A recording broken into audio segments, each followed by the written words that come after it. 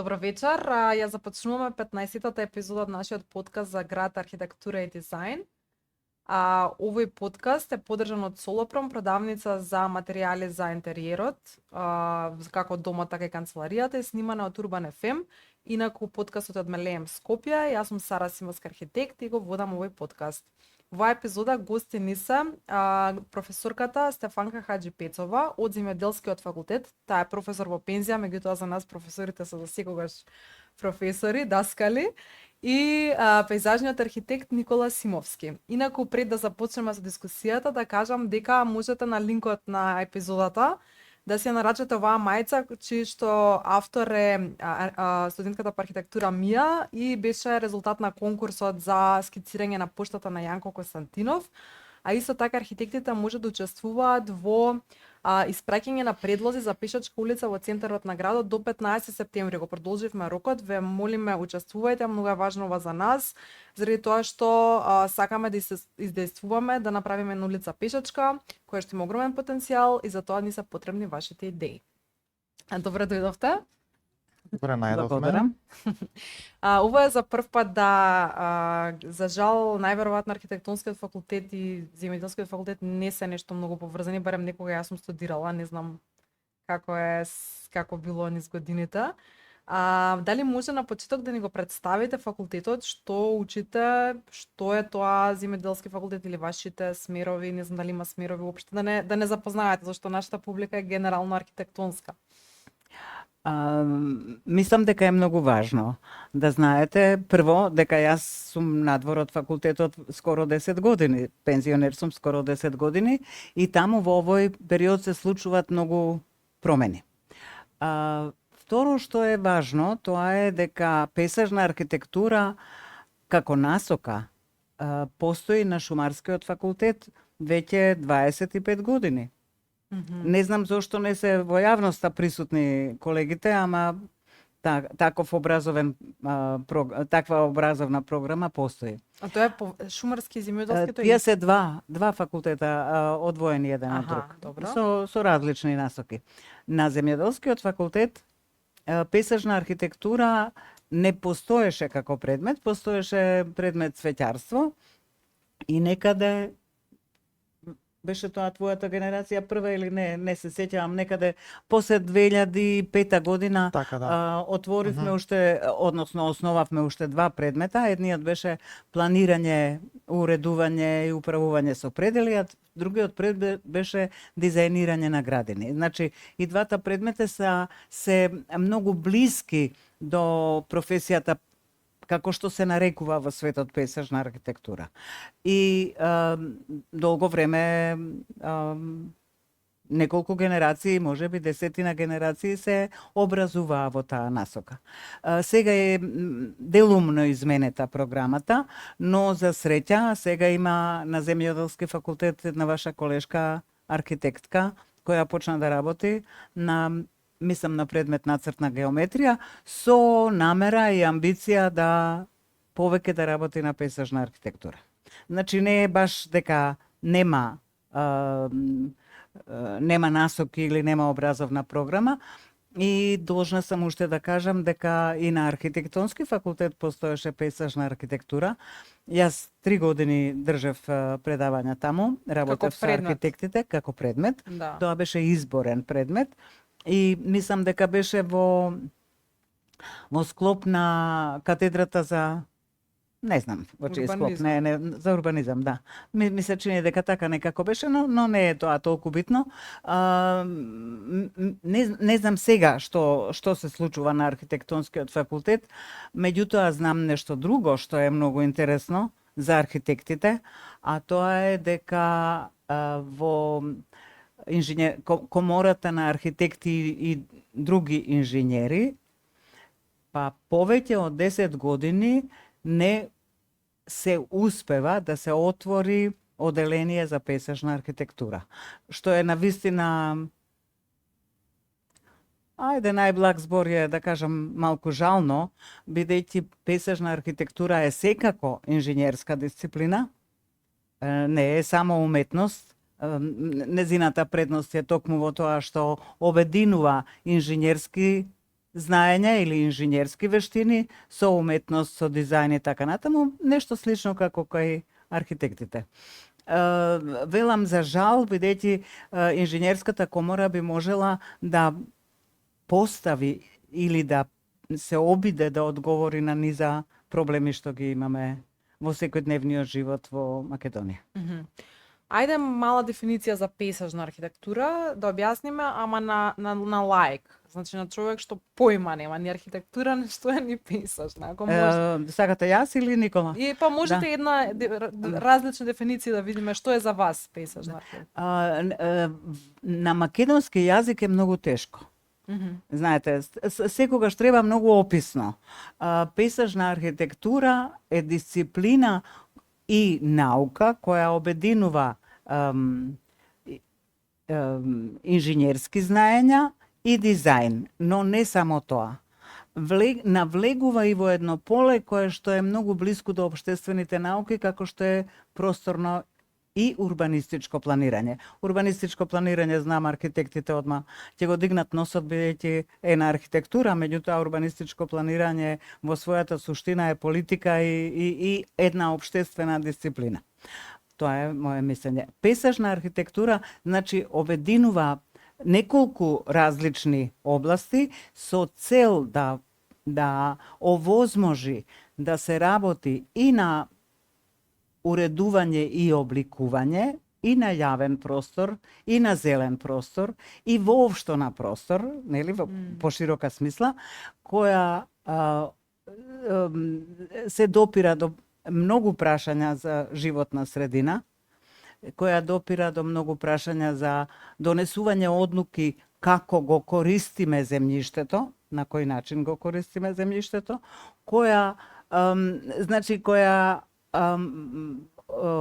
продуцира кадри кои може да се бават и со дизајн, и со планирање, и со уредување, и со менеджмент.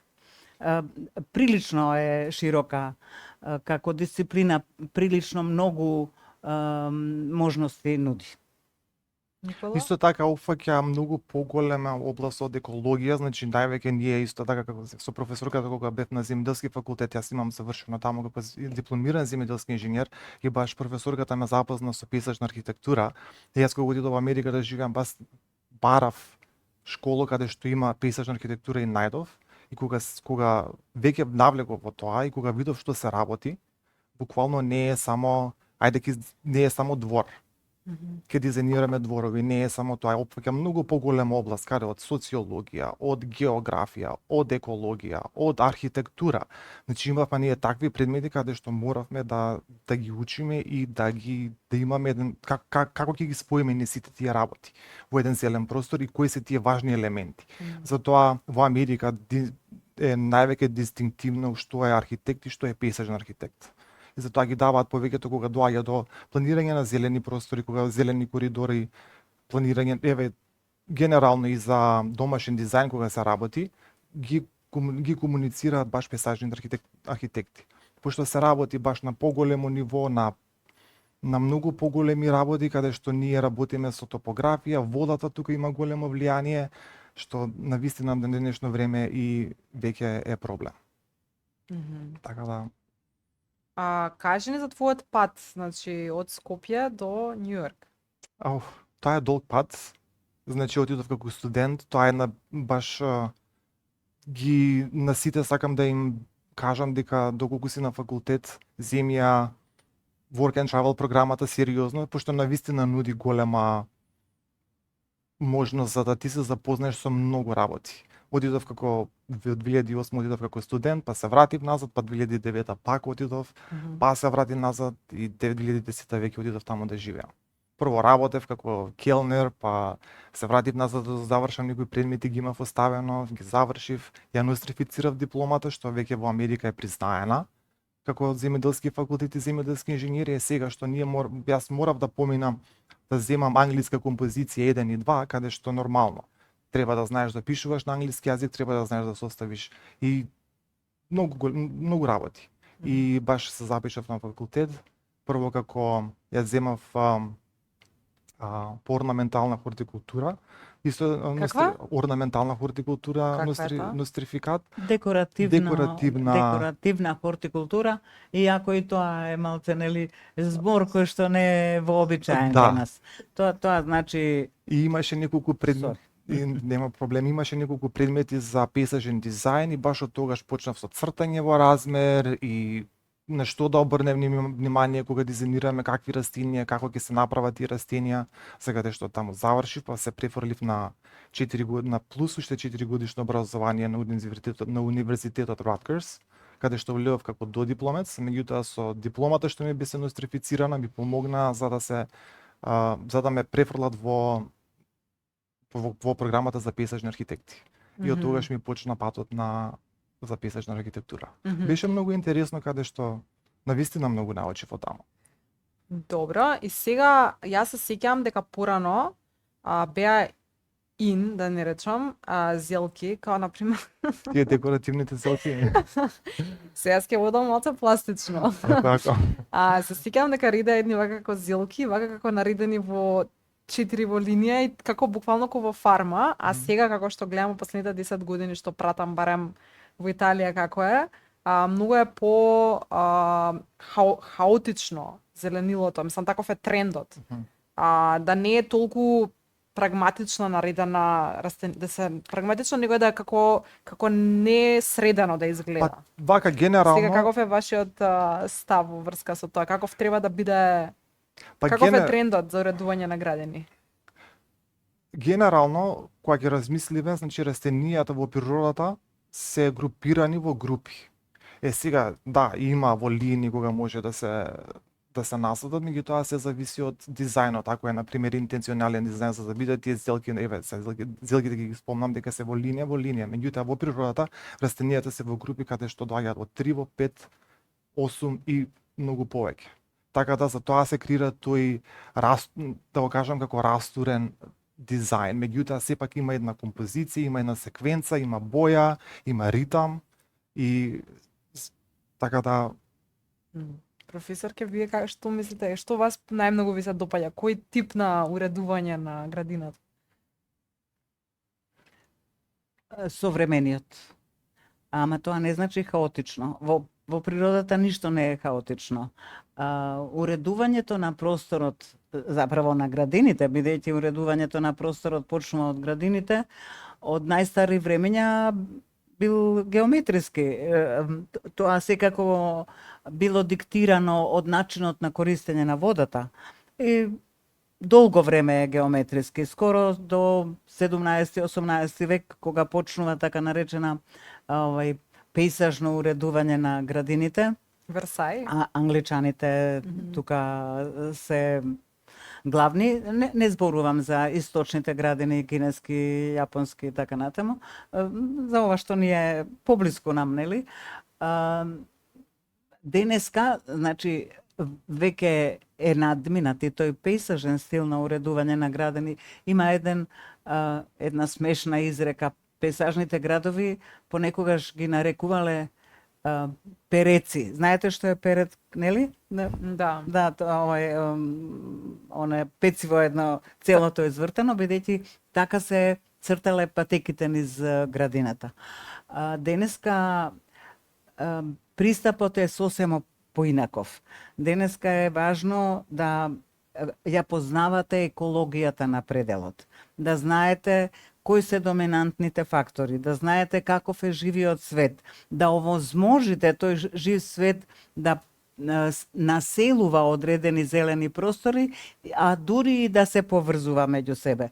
И затоа е различен дизајнот. Затоа е дизајнот многу повеќе прилагоден на еден уметнички израз, ама кој не е наметлив, кој е многу суптилен. Има и геометрија, има и природни простори, така што мислам дека е тоа голем напредок.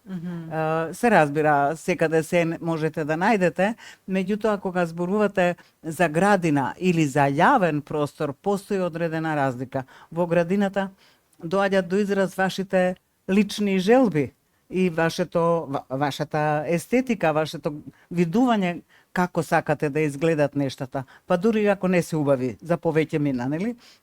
Во јавниот простор приказната е поинаква. Во јавниот простор мора да се обезбеди за многу луѓе, за различни луѓе и мора да се обезбеди луѓето да почувствуваат дека е почитувана екологијата на тој конкретен простор или на тој конкретен предел. Не би можело да се каже дека сме многу доследни во тој поглед во Скопје. Доволно е да ги погледнете новите паркови во Аеродром, во Ново Лисиче и да видите колку има многу камен, многу бетонирани патеки, многу агресивно светло и да ви биде јасно дека тука недостасува еден баш професионализам. Не сакам никако да навредам, меѓутоа меѓутоа нема професионализам и она што е многу важно исто така, нема учество на јавноста. Денеска е многу важно дури и за јавниот простор, не само за објектот, нели, за зградата или за квартот и урбанизмот, дури и за јавниот простор да учествува населението или граѓаните. Еве ова приказна сега со дрвата што се срушија во парк. Ги следевте? Видовте од ова олуја што беше пред неколку дена? Се срушија неколку дрвја. Во почетокот на летото беше еден релативно, не знам, мал, една група граѓани протестираа зошто се повеќе дрвја во паркот одбележени за сечење. Ја следевте ли тој настан? Беше. Беше Емил од градско собрание кој што со екипа на стручни лица утврдуваа кои дрва да се пресечат. Па не беа незадоволни граѓаните. Па го викаа професор Јаневски од Шумарски факултет. Па граѓаните бараа, не знам, наместо сите дрвја некој да не бидат обележени за сечење и еве резултатот. Да, ама не треба да стигнеме до дрвјата да се осушат. Молам, што не треба да стигнеме до моментот дрвјата да се осушат. Знаете, дрвата имаат свој живот, а просторот исто така има свој живот. Проблемот со градскиот парк е многу поделикатен од колку што граѓаните знаат. Подземните води во градскиот парк паѓаат. Корењата не допират до тие зони. Прво, второ, во градскиот парк е како во ботаничка градина, имате од секвои до багреми. И до туи, и до сребрени елки и што се не. Значи, имате видови кои што убаво успеваа 50 години. Беа негувани, поливани и така натаму, ама дојдоа до својот крај, до крајот на животниот век. А башка што има дрвја што имат многу краток животен век, како што се некои јавори, например. И што после со тие дрвја? Не што после, не е работата што после со тие дрва. Работата е дека постои предпријатие, паркови и зеленило, кое постојано се грижи. И кое постојано надгледува. Не ви изгледа. Знам дека не ви изгледа. Мислам, можеме да направиме разлика, се прошетаме во некој град каде што се... Немам увид како тоа предпријатието функционира, работи и така натаму. Меѓутоа, знаете, паркот пред земјотресот го сочинуваа врби, тополи и малку гледичи и евли. Значи, се видови што успеваа со високи подземни води. Добар дел од тоа беше отстранет и беше заменет со нови декоративни видови. Орнаментални, нели? Декоративни видови. Па еве се покажува дека не сите успеваат. Дека некои се едноставно после од 65-6 година, 70 во тој период е садено, значи 50 години после не издржуваат. Ама паркови и зеленило постојано води сметка. Само колку е во можност да интервенира, тоа не знам. И како интервенира, и тоа не знам. Не затоа што јас имам видено некои млади дрвца кои што се засадени пред некоја година, не во паркот, него низ градов, кои што се исушени заради тоа што никој не ги полива.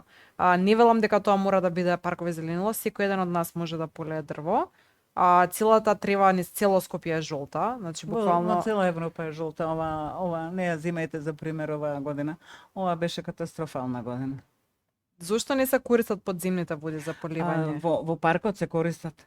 Во паркот се користат. Ама во Карпош, во аеродром, Знаете како, има тука една многу едноставна ситуација. За одредени делови во градот се грижи паркови зеленило. За градскиот парк, за Сарај и за некои булевари. За повеќето простори јавни во општините се грижат општините. Тие ангажират соодветни стручни фирми, значи не е тоа паркови зеленило, него други фирми кои што го подигнуваат зеленилото или го одржуваат. Сега тоа е големо прашање колку се навистина во можност тие фирми и да изградат бунари, да обезбедат техничка вода и поливање капка по капка. И покрај поливање капка по капка на булеварите, има многу исушени, многу. А тоа пак отвара еден друг проблем. Едно друго прашање, не е проблем, тука е прашање. Прашањето е дали се избрани соодветни видови. Тие видови што се садени, како се школувани, како се третирани, како се негувани за да опстанат во едни прилично лоши и тешки климатски услови. контрасти. Да. Големи Да. контрасти. Сега се правеше еден нов парк, мега парк во Карпош, покрај Кеот, и засадуваа некоја донација од Европска унија, или не знам од кај беше, некои малечки дрвца. И сега не знам што ќе биде, дали ќе успее тој парк, не знам дали знаете за тој парк. Не. Значи покрај Кеот, баш тука кај што сме, во Карпош 4, како да ви објаснам, значи од Илинденска на десно. Аха. И имаше Баш- донација, многу дрва се донира од Европска унија. И сега сите јас бев кога ги саде дрвета, сите беа премногу млади. И сега баш ќе поминам да видам што тоа успело, што тоа дали некој Не ги успеа. украл. Што мислите вие, колкави дрвја е најдобро да се садат за да тоа нешто успее и да преживее? Па кога се дизајнира еден парк, значи дрвото треба да биде доволно израснато за да тоа може да ги претрпи тие суви услови што ги имаме во текот на годината. Меѓутоа сепак кога се гради еден парк, доколку ти немаш иригација каде што ќе го наводнуваш, тоа џабе ти е. Не можеш да се наслониш на атмосферските води кои што паѓаат, дека тоа ќе се наводне. Значи тоа треба континуирано наводнување на такви дрва. Имам и додека имав јас работено во една песежно биро, дрвата што ги одбиравме беа некаде околу 2,5 до 3 метра и со убава, баш онака убава крошна, каде што ќе можат тие листови да се извршат фотосинтезата и каде што ќе можат да дарат хранливи материи доле во корените, каде што тие корени ќе можат да се развијат и да се даде една голема стабилност. Меѓутоа тука во Македонија тоа не се практикува. Затоа јас буквално сега Не, се прави. Има стандард колку треба да биде пречникот на стеблото, колку треба да биде значи голема пали што се круната, да, и каков треба да биде коренот, Так. како е школуван коренот. Сега е прашање, ова прашање е убаво што го отварате. Затоа што Скопје има проблем со саден материјал. Скопје имаше огромен расадник во Бутел, кој што се сведе на една мала површиничка, каде што Останато Се- депонија. па не знам што е, гледам дека е вратата затворена кога поминувам таму. Скопје нема свој расадник. Град како Скопје мора да има свој расадник, нели? И да увезува дрва и да донесува дрва, меѓутоа мора и свој расадник да има, да го планира замената на дрвјата во градот со оние што ги произвела. И е прашање сега од кај се донесени тие, како се школувани, како се негувани. Многу е важно да е добро школувана садницата за да успее да не се исуши. Дури и на вакви суши. Не би смеела да се исуши. Не, знаете што сега станува тренд, јас се радувам за тоа компании, една компанија донираше, да не ја спомнувам, магноли на влезот од кај АБЦ, од лева страна има едно 30 магноли во парк засадено. не знам, тука се засадија ова. Сега една друга банка видов ќе правела, не знам, милион дрва ќе засадила следната година. И така натаму. Се радувам за сите тие потези, меѓутоа да не остане само го ставивме дрвото, се сликнавме и завршивме, него кое е тоа дрво, што е, дали ќе преживее, кој Точно тоа. Тоа ми е во таа насока. Јас не велам дека да, они да, сгрешиле да. што ставиле дрво, него што после тоа, од кога ќе се стави дрвото во земја. Во тој смисол. Никола, кажи ми за оној Хай парк, така се вика, нели? Highline, Highline, да. Нели тоа објасни ни го проектот. Проектот е тоа е едно стварно интересен, тоа е многу интересен линеарен парк во Америка и еден од најголемите чуда што се случил на Манхетен.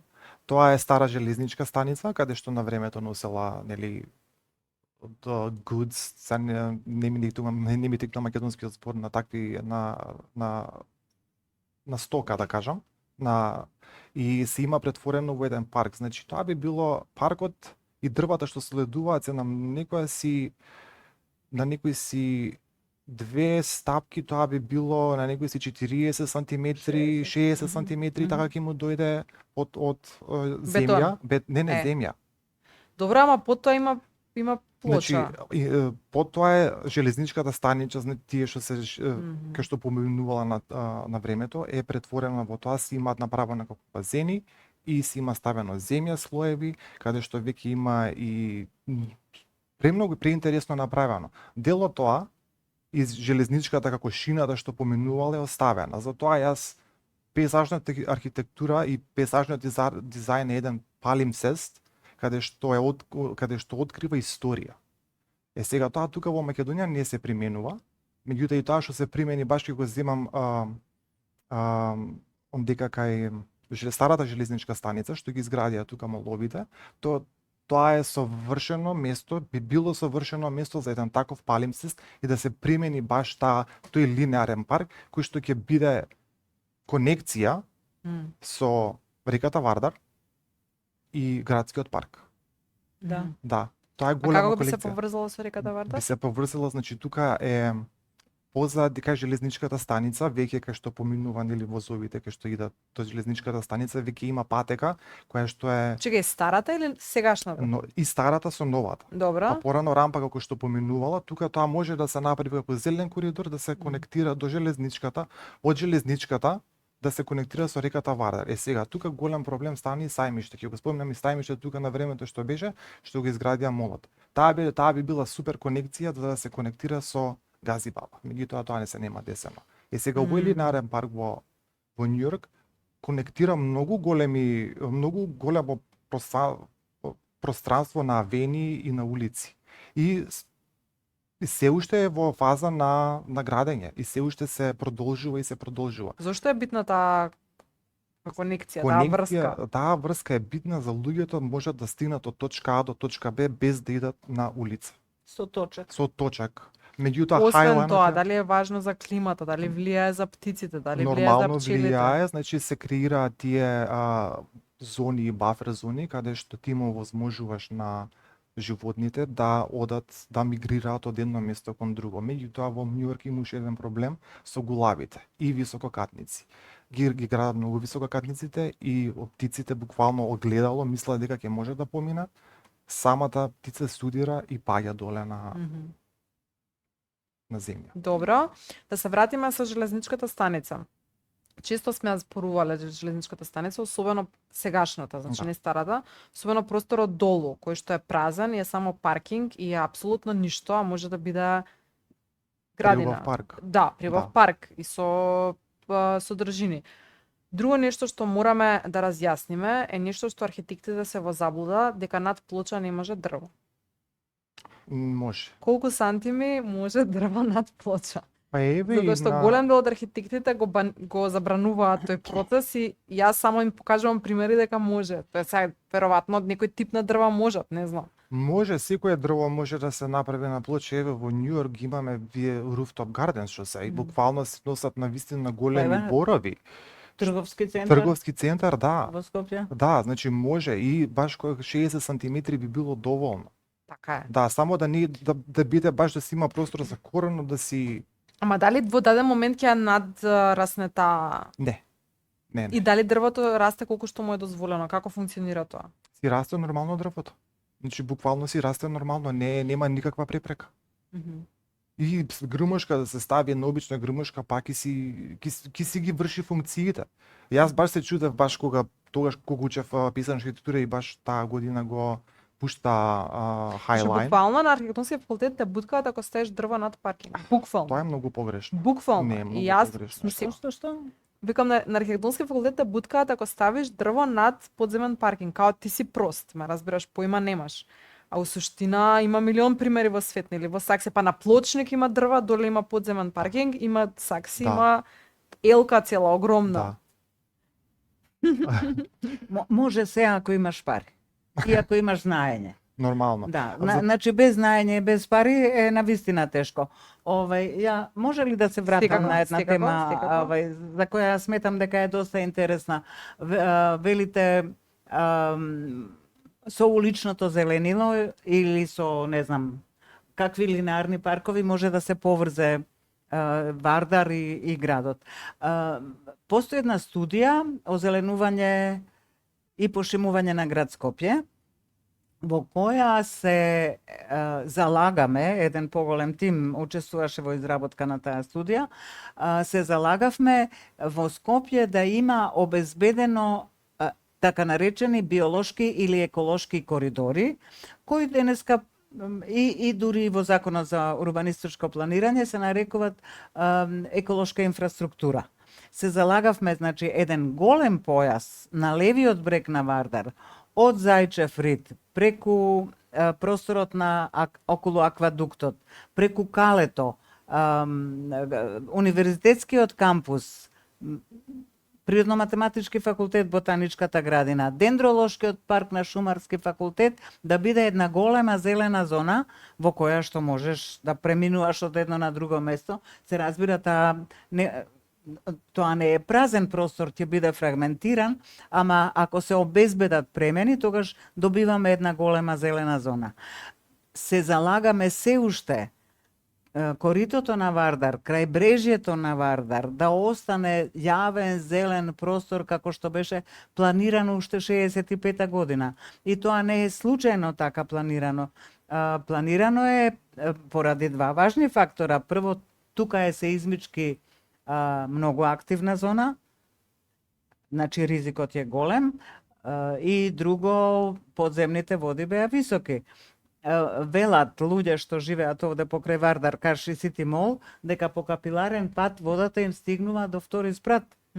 Значи тоа не е простор за домување, за згради, за стамбени згради. Тоа беше планирано како простор за рекреација. Скопје е лонгитудинален град, долгнавест град, нели? И ние сите можеме да за кратко време да стигнеме до Вардар.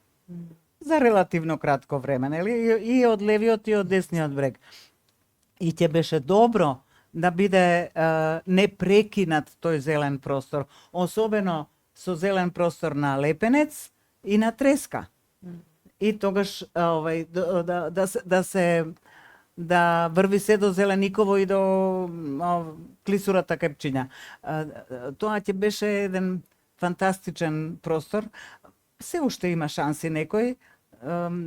Се надевам дека некој ја гледа таа студија и дека ја размислува и дека Имате онлайн има. Да, има. Па да ја Јас- ставиме во линкот на епизодата, Може? за да секој што ќе ја гледа ја да има, се ја да. отвара за да се ја чита. Ја има. Сега исто друго е битно, дрвореди покрај улици.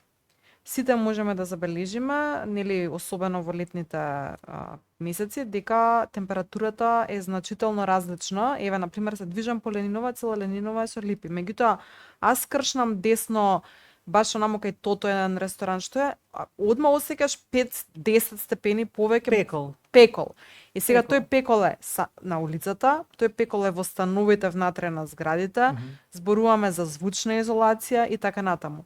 Дали може да постои некаков закон со кој што ќе загарантираме дека на секоја улица ќе има дрворед или Постои во правилникот за урбанистичко планирање и во правилникот што го следи законот за урбано зеленило. Значи имаме два закона, и за урбанистичко планирање и закон за урбано зеленило. И двата закона, и правилниците што ги следат, се залагат на улиците да има дрвореди. Меѓутоа, што се случува? На кој тротоар ќе посадиш дрво? Тротоарот е Така е. смешно мал, а- мислам катастрофално тесен. Не може да помине мајка со количка, не може да помине дете со точаче. Мислам, Се соочува со тој проблем каде што колите се стварно голем проблем тука во градот Скопје и секаде се паркирани и нема доволно паркинг простори. Меѓутоа исто така и кога врне има голем проблем тука по улиците, каде што стварно треба да препливаш да одидеш од една страна до друга страна.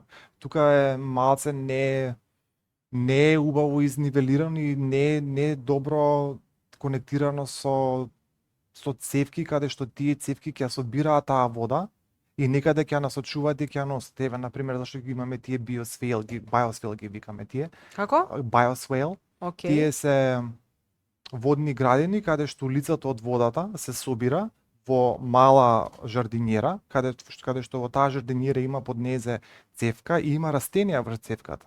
Сега таа вода пол од растенијата ќе соберат, ќе искористат, пола таа ќе се оди и ќе се прочисти и ќе се влее во канализацијата каде што е конектирана со атмосферската канализација. Таа тука во Македонија го нема и не се практикува. Ја мислам дека треба веќе да почне такво нешто да се прави и со тоа ќе се намали навистина водата во градот. Нема да мора луѓето да препливуваат И да гондола газат. да возат. Така. Да, Инаку има и растенија кои што ја чистат водата, нели? да.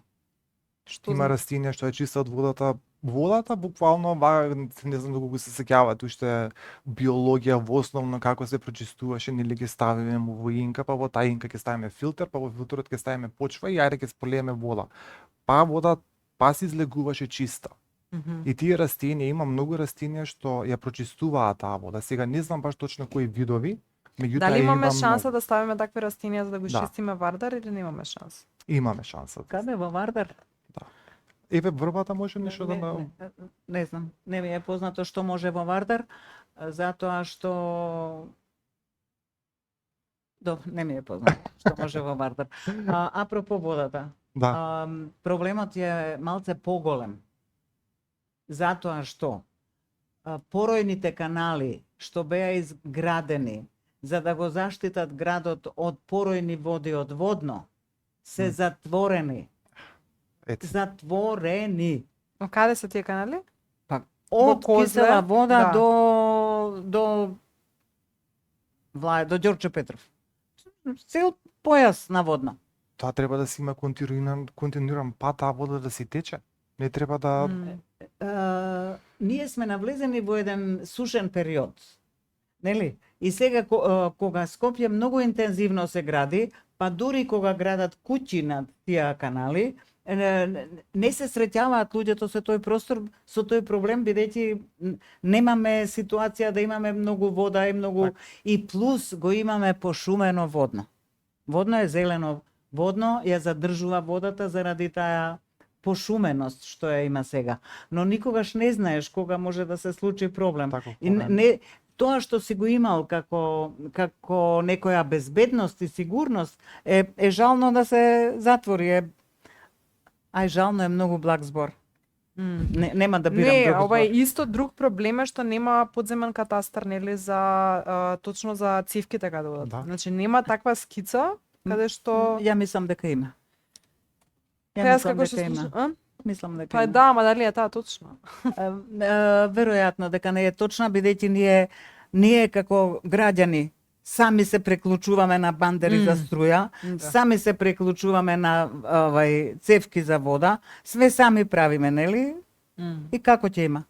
А во однос на складирање на вода, нели таа што е дождовна, каква е праксата, каква е науката што вели за тоа? науката за такви води се за тоа сега ќе кажам конкретно Америка, не можам да мада и во Европа веќе тоа се дешава. Еве на пример и во Германија има такви системи на прочистување на вода, системи на собирање на вода, тие ги викаат ретенциони базени, каде што се градат и се собира сета вода за да не дојде до поплавување на поголеми површини. Баш ми беше интересен кога се градеше обиколницата и баш не знам сега точно која година беше кога се поплави Стајковци, 16. 2016 така. Скопска Мислам, Црна Гора 15, испосечено. Тоа ја мислам дека тоа не било толку добро направено, ни неразмислено, дека еден ден поројните дождови ќе се зголемат и дека тоа ќе направи голем проблем. Во проектот сигурно го има. Сигурно го имало во проектот. Ама кој се залагал да го направи и како да го направи тој се ретенционен базен? штедело. Сега да, станува голем збор за големи Сигурно пари, го има во проектот. меѓутоа Ама штетата после ама тоа. штетата после тоа е уште поголема. Да. И се Да, во овие точно. практики се применуваат и во Европа и во Америка Да. и секаде во светот. Меѓутоа тука во Македонија не. И пак ќе кажам, иако во самиот град таа вода може да се насочи во еден голем ретенционен базен, па може да се направи едно мочуриште, па со во тоа мочуриште да имаме патека, па за ни да го доаѓаат гледаме комарци, ние, па да бидеме многу среќни, па па не може градот да го реши проблемот со со комарците. комарците, Ама цела Европа се живее со комарци, никој не ги прска. па никој да. Не знам, нас најдобрата филмска глумица Мира Фурлан ни почина од Комар? комарц. Ама Така не, беше? не наш. Комарец, некој афрички комарец. Маларија. И глумицата не беше наша. Добро. Кажете ми, кој ви е омилен зелен простор во Скопје? Мене умилен зелен простор два се, Жена парк и Градски парк. И зошто? Зашто? Жена парк, не знам зашто Жена парк ми е омилен. Мислам дека геометријата на самиот парк како што е изграден и баш во текот на времето кога се градел и трговскиот центар, некој се заложил, оке тука ќе имаме зелен простор. Прекрасен е. Да, и Да. прекрасен. Прекрасен е. И не само тоа, градска болница е Карши паркот, значи тоа може да се направи конекција за луѓето буквално од градска болница за да излезат, окей, со количка, со инвалид количка, ајде да прошетаме низ паркот. Тие зелени простори влијаат многу на на човековото здравје, меѓутоа не се многу од луѓето не се залагаат. Градски парк го обожавам пошто ко прво бил уште од времето на Отоманската империја, баш професорка да спомне имало тополи и многу други и тие фонтани што се со 4 страни, така да тоа е една наша историја и е Кои се 4 прекрас. страни? Тие фонтани што се баш на отоманските градини имало, фонтаната била со 4 страни. Да. Кога идете во Даут Пашинамам има слична таква фонтана. Значи тоа тоа е дел од таа отоманска градина. И нормално градина без роза не е градина, така да и розите се тука Да, има големо канали, влијание. езера. Да.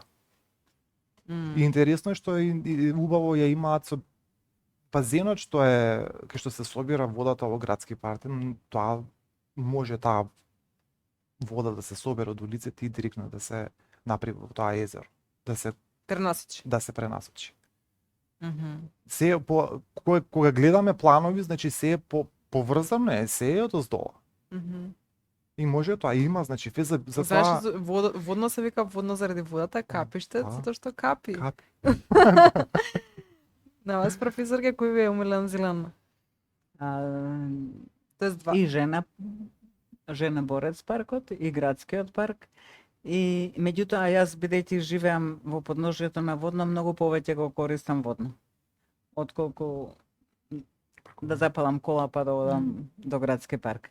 Инаку би сакала да кажам пригода е дека градскиот парк е проект на професор Драган Шојлевски, кој што е прв професор по пейсажна архитектура и прв пейсажен архитекта во Македонија, кој во рамките на Градскиот завод за урбанизам со еден тим го направи проектот за Градскиот парк. Многу ми е жал што тој проект не е достапен. Го има во архивите во Комуналец, го имаше во архивите на Градскиот Музеј. Градски завод за урбанистичко планирање, што изгоре, овој на ќошето. Така што не верувам дека више го има, ама мислам дека е убаво младите генерации да се запознаат со тој проект. Тој е многу сериозен проект, многу е обемен и така натаму. Да расчистиме на работа. Кој е стариот дел во Градски парк, кој е новиот? Зашто тука има една забуна меѓу луѓето. Зашто забана? Не знам. Еве, новите генерации не знаат кој е стариот, кој е новиот дел од А парк. што мислат, дека е се ново или дека е се старо? Не, некој мисла дека стариот дел е тој што е поблиску до град Скопје, а нов тој што е поблиску до Holiday Inn, а некои мислат обратно, дека стар е тој кај што се Зирата, нов дека овој кај што се бараките на град Скопје. Да го расчистиме Кај што тоа. се бараките на општина Центар и на град Скопје и влезот кон стадионот е првиот парк. Исабек Стариот. што го направил турскиот. 905 година, 905 да. година. Врзан со тој ресторанот Идадија. Кермес. Кермес, Да. и со Што- Идадија врзани да, така. да, да. Добро. Тоа е А- стариот. А од стадионот кон Александар Александар Палас, Палас тоа е тој е. новиот дел на паркот. Мгм. Сега овој професор кој дел го направил, едниот и другиот? Целиот простор е обработен во проектот. И Океј. целиот простор е на еден одреден начин стариот дел е редизајниран. Фонтаната беше во насока север-југ или беше обратно. Исток-запад, не знам, сега е свртена.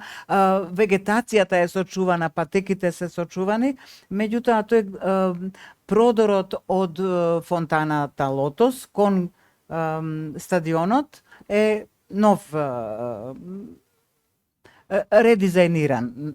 А другиот дел е новиот дел од тениските игралишта кон Многу интересно се поставени тениските игралишта југ, заради тоа што некако се суптилно поставени и од многу ми е интересно дека од горед патеката може да го гледаш тенисот без да си внатре во Да, многу тоа мислам дека е на тоа е баш убаво. многу интересно Да. локација на тениските игралишта. Мислам дека е на не сум сигурна, на жена архитектка, ама не сум сигурна да не На тениските игралишта? Да. Тениските игралишта мислам дека се постари од проектот 65-та година. Бидејќи маш ми играл на тениските игралишта пред земјотресот и освојувал награди. Аха, Играл окей. тенис. Значи Да. доста се стари тие. Ама како било и што било околу тие тениски Да, игралишта, да. не знам. А инаку Жена борец е проект на една жена, Мира Вренцел, мислам така дека се викаше, би требале да ја знаете ви. Мгм, Проект на жена е. мгм. Убаво. Убаво, Да, многу убаво. Интересно. Интересно е многу дека пейзажната архитектура секаде во светот станува многу популарна и многу луѓе гледаат некоја лична, како да кажам, перспектива ако се занимаваат со таа професија. А многу е интересно исто дека Европа направи, во Европа школите за пейзажна архитектура се обединеа и нашиот универзитет беше член на тоа здружение на школи за пейзажна архитектура кои секоја година организираат средби на одредена тема со дискусија, со запознавање, со докторски студии, со воркшопови. Многу е смешно ова шопови. Така што студентите имаат можности. Не знам колку ги откриле. Јас сум надвор, велам, доста долг период, па не знам како се одвиват работите, меѓутоа таму сме. Таму сме.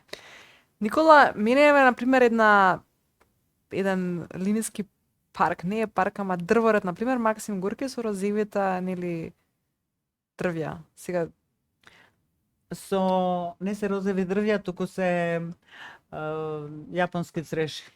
тој ми е Да, многу да, интересен и ми е интересен затоа што више е као култна улица на Скопје и сите го чекаат како некоја кратка случка е, затоа Така што е. трае од еден момент до друг и завршува. Завршува. И е многу и многу интересно па и кога паѓаат листовите затоа Да. што целата улица ја прават розова. Да. Така. Дали мислиш дека треба да се продолжи со такви розови дрвја, да не претераме, затоа што се многу романтични, и кои други типови на дрвја би ги препорачал, кои што би успеале овде, би биле така интересни, би биле таква некоја случување за градот. Па добро, црешата како цреша, таа орнаментална цреша и има во Вашингтон DC исто така, затоа во Вашингтон DC целиот тајдал базен која цветаат црешите, тоа е нешто феноменално. Јас баш годинава Има цреша плот или нема цреша, не Добра. затоа орнаментални, има цреша каде што е плот, каде што носи плот и е поголема заедење, ова е цреша исто спаѓа во групата на рози, меѓутоа црешата е орнаментална цреша и само се одгледува заради цветот кога цвета.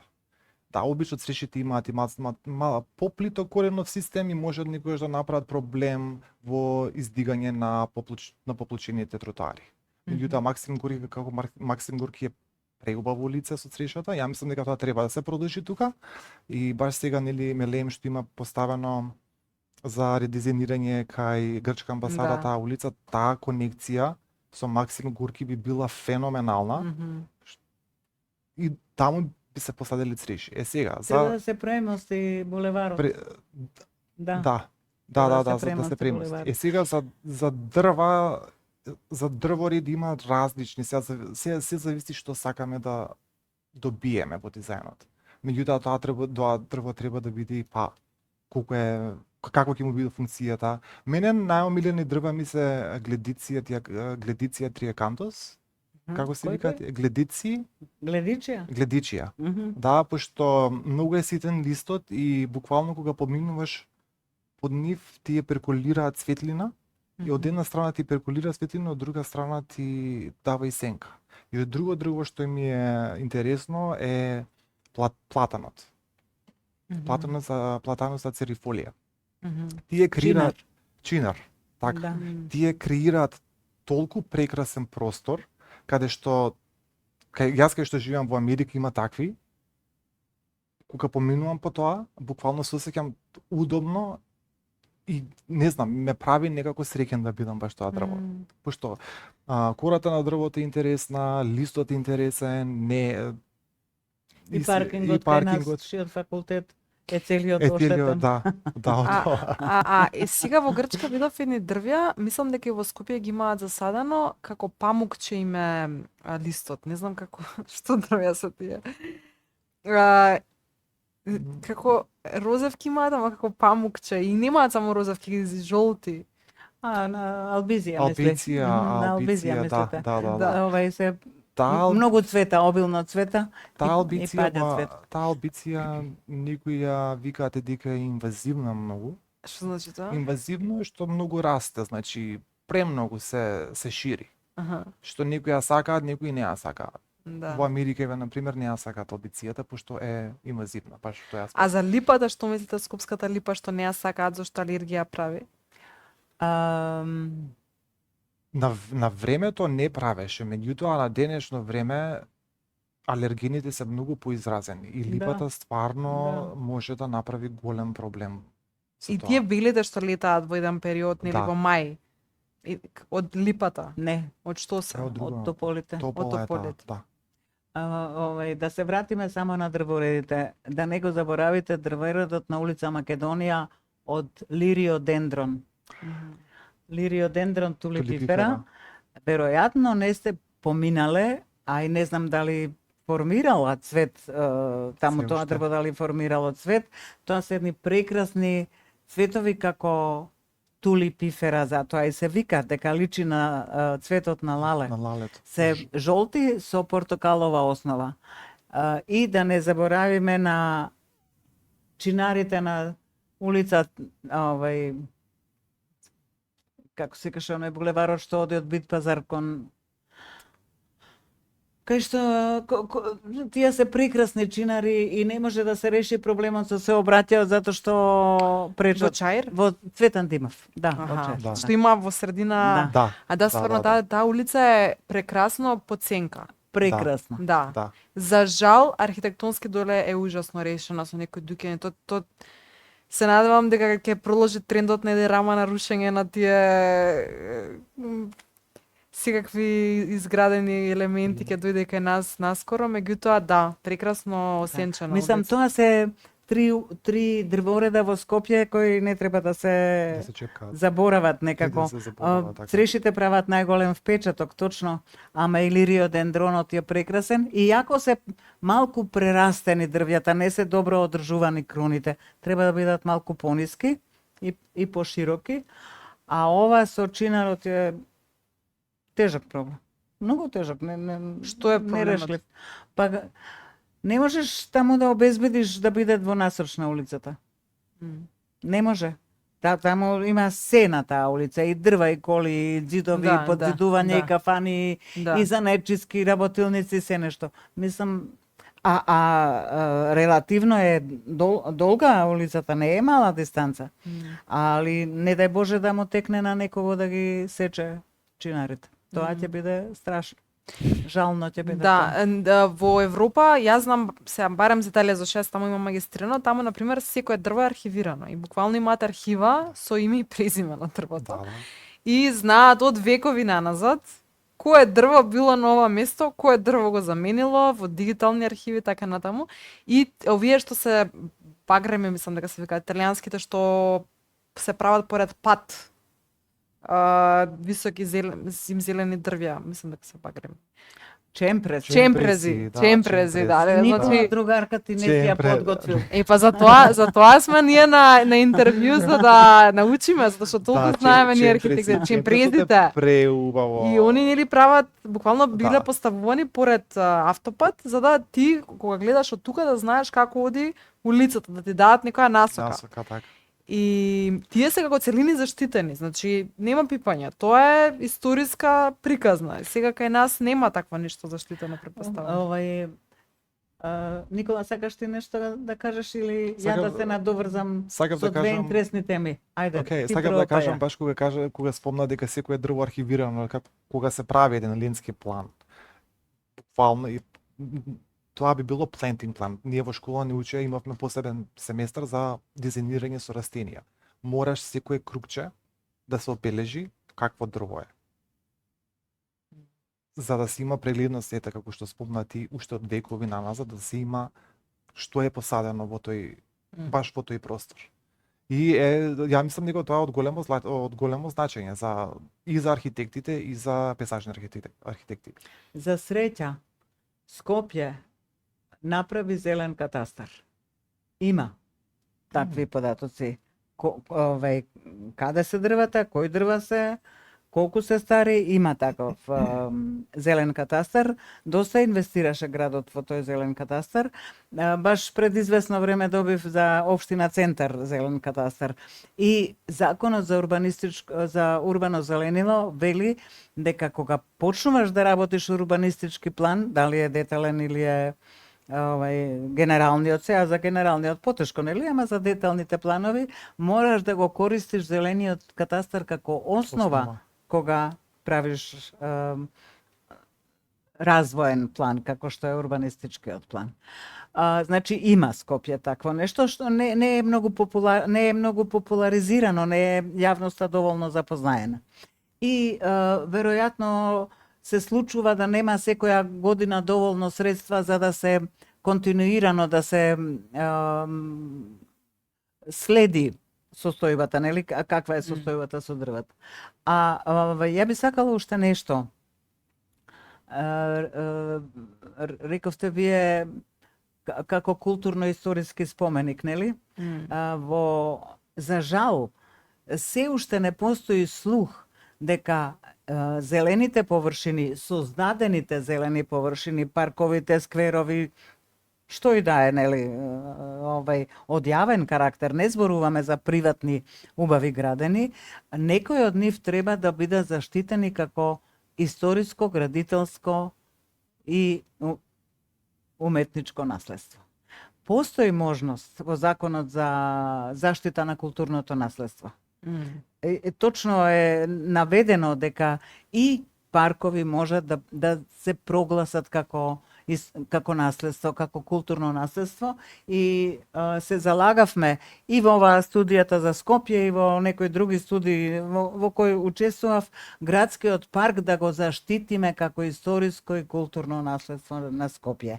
За да не се случува како што се случува да се градат кафани, кафанчиња, кафулиња, паркензи за кафанчето, па имам многу го почитував Благоја Сотировски, кој што беше еден врвен дизајнер. Тој не работеше јавни простори, работеше приватни градини, но го отвори Хорти експерт, така се вика малата онаја продажна во градскиот парк. Значи, не може во градскиот парк да тек туку така да се лоцираат разни објекти, разни Да се содржини. отвараат бизниси. Мора да биде проследено со една целосна слика за тоа што имаме и каде одиме, што сакаме, што се нови трендови, нови потреби и така натаму. Се надевам дека вашите генерации многу е пријатно да се чуе дека вие имате потреба да одредени простори да бидат заштитени како културно наследство. Се надевам дека ќе успеете во таа намера. Да го барем градскиот парк да го заштитите. Тука сме негде при крај на нашата епизода. За крај би ве прашала кој простор кој што и да го посетувате секојдневно во Скопје, сметате дека има потенцијал да стане мала зелена оаза?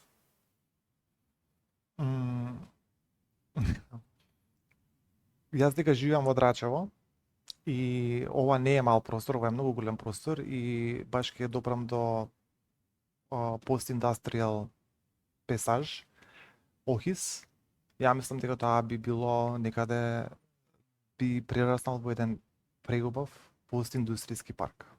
Што значи постиндустријски? Постиндустријски парк е парк каде што имало индустрија, еве на пример во Охис хемиската индустрија, да, почвате таму закаден има големи количества на линдан, меѓутоа со реставрација на самите хали, на самите базени и со стручен тим од песачни архитекти, архитекти и инженери, тоа би прераснало како една огромна зелена конекција која што ќе, како што кажа професорката, ќе се конектира до Драчево и понатаму.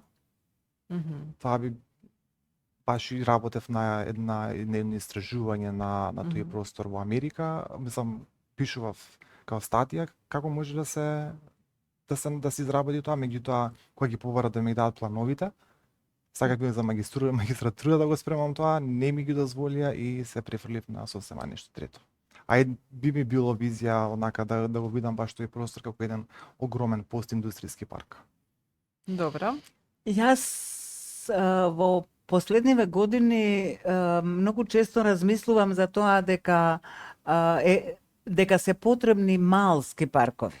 Значи, сакам да излезам од дома и одма да тука на неколку минути да стигнам до некоја зелена оазичка. И често гледам низ градот каде постојат такви места. Точно е, во градот постојат државни земјишта кои што може да се претворат во паркови, но или во зелени оази, но не се случува. Ама има едно парче за кое вака искрено се надевам и стегам палци да биде зелено, кај трговскиот центар Беверли Хилс, па преку Васил Ѓоргов улицата, кај што е Дел компанија. Добра. Дел зад Дел има едно зелено парче. Тоа е уствари еден простор на кој што постоеле приватни куќи, куќите ги нема, зеленилото останало, дошло и ново зеленило и тоа е сега баш хаос. Стварно така. Ама има огромен потенцијал, особено заради тоа што е обкружено со големи колективни стамбени објекти. Значи имат потреба луѓето не само да отидат меѓу зградите во Капиштец или каде што има зеленило и каде што е убаво, има и игралиште детско и така. Фино е, ама овој простор, значи нема да имат потреба да ја поминат Васил Ѓоргов улицата. Може да останат тука. Неколку пати со професор Дивна Пенчич се обидувавме да го активираме просторот, да го сочуваме, да го обезбедиме како зелен, ама колку што разбравме, делови од тој простор се уште приватни и не може да се расчистат тие односи и така натаму. И се надевам само дека со урбанистичката документација, дека тој простор ќе биде задржан како зелен простор, а не да никне уште некоја 20 спратница. Тоа е нешто што би било убаво да се случува во Скопје. Да, да. Благодарам, отворивме многу теми, отворивме некои прашања што за нас архитектите се непознати и покрај тоа што се правиме многу паметни. Само да докажеме дека ништо не знаеме и дека треба да консултираме повеќе пейзажни архитекти, да не ја покриваме ние таа работа, затоа што очигледно не ги познаваме дрвјата, барем јас, за останатите не знам. Ви благодариме што ја гледавте оваа епизода, ве молиме коментирајте се што мислите, се што ви се допаѓа и не ви се допаѓа и се гледаме во наредните епизоди.